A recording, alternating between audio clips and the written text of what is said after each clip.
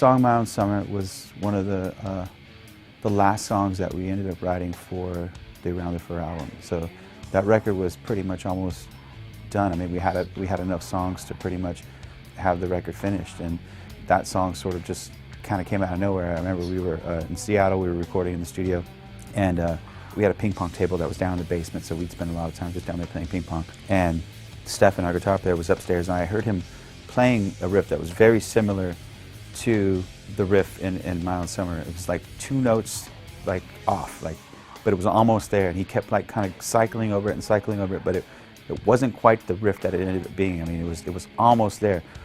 And I got so irritated because I heard the last few notes, what they should be in my head, as he keeps playing it and playing it. And finally I just like threw the paddle down and I ran upstairs. I was like, no. And he's like, and you know, basically I'm taking credit right now for writing the riff now. But he did write, I mean, have it almost there. And I remember I went upstairs and like explained to him what I heard in my head as the last 3 notes and cycled through it. And then I hummed what the bass line should, this rolling bass line that kind of went down. And she played that, and Abe kicked in, and you know, the song itself sort of, you know, grew out of that moment.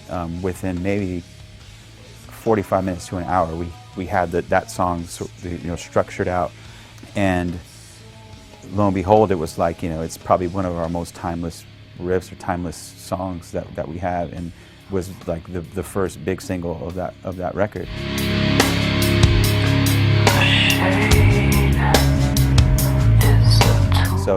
So yeah, that was the first single, and then we did a video of it, and we got a lot of treatments that were, most of them were just like typical, like, you know, band playing in the alleyway and blah blah, blah or whatever, you know.